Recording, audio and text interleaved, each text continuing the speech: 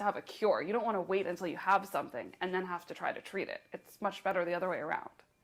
My mother-in-law's sister died of breast cancer years ago. My grandmother is a breast cancer survivor. Yes, I do know people who have breast cancer. My mom had it. Two of my coworkers had it. I am a breast cancer survivor myself, and I know a friend of mine also has had breast cancer. I was diagnosed with breast cancer in August of 2007. I was very surprised that breast cancer can affect women of all ages, both young and old. It's non-discriminatory. It affects everyone. I don't think there's one friend that I have that hasn't had an experience with someone who has breast cancer. What I know is that about how my family's been affected by it. My grandmother had breast cancer, and my mom is a breast cancer survivor. Also, I learned on a personal level how it affects someone's feelings, someone's self-esteem, someone's family.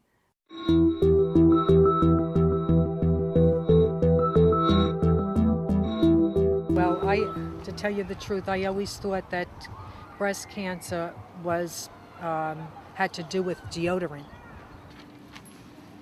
I would say genetically, that it would be in your genes. I definitely think that you have some sort of genetic disposition, and I also think that the environment in which you grow up plays an effect as well. Well, I always thought it was genetics or unhealthy living. Yeah. Why are all these women getting breast cancer? What a good question. We really don't know. We have some information about 15% of cases, but 85% of cases have no risk factor except that you're a woman. So it really remains quite a mystery what's causing the vast majority of breast cancer.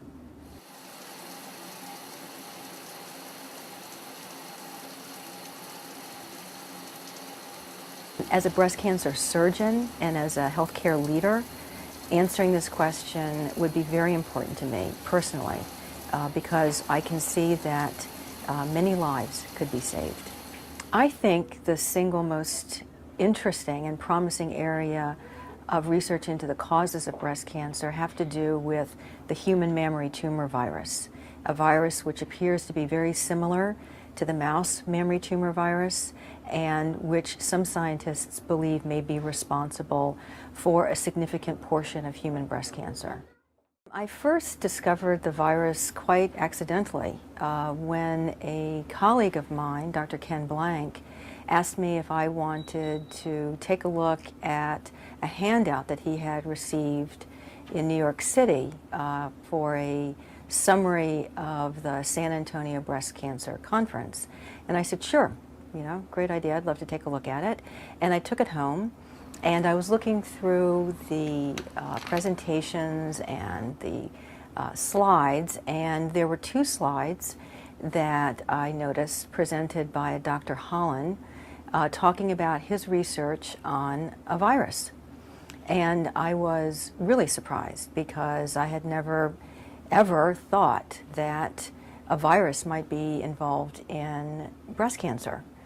And I had considered myself to be fairly well informed, having all of the breast cancer textbooks and going to various conferences and so forth. So I went to my medical librarian and I asked her to pull the paper that Dr. Holland had presented.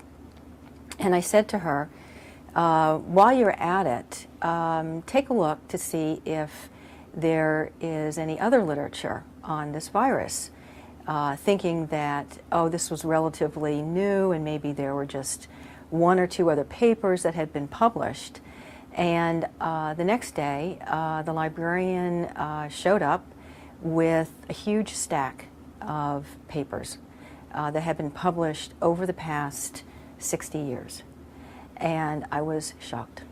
I took them home and I started to go through them, and the more I read, the more surprised I was to learn that this virus had been discovered in 1935 and that there were literally hundreds of research papers that had been published on the virus. And yet, this material had not made it into mainstream breast cancer literature.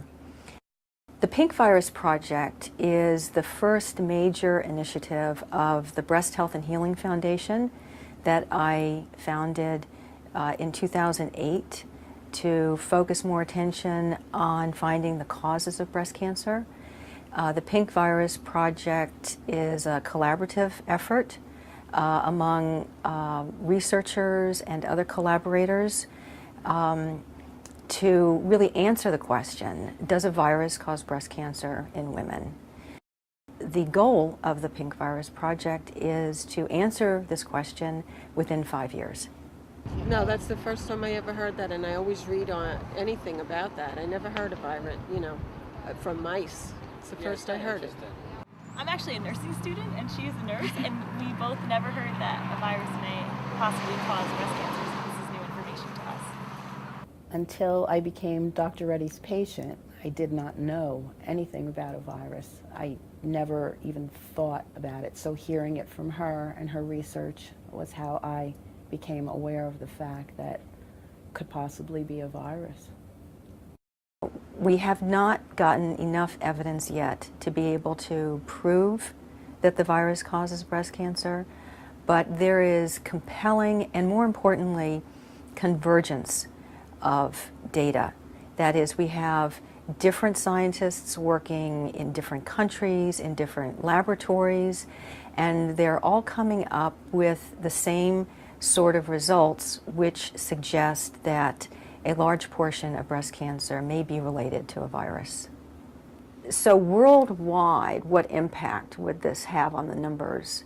And really, if 40% of breast cancer is caused by the virus, and there are 1.4 million new cases of breast cancer, okay, we're talking about 500,000 new cases of breast cancer a year caused by a virus. That's 500,000 new cases. And if the mortality rate is 50%, okay, so that's 250,000 unnecessary deaths per year. This is not a small number.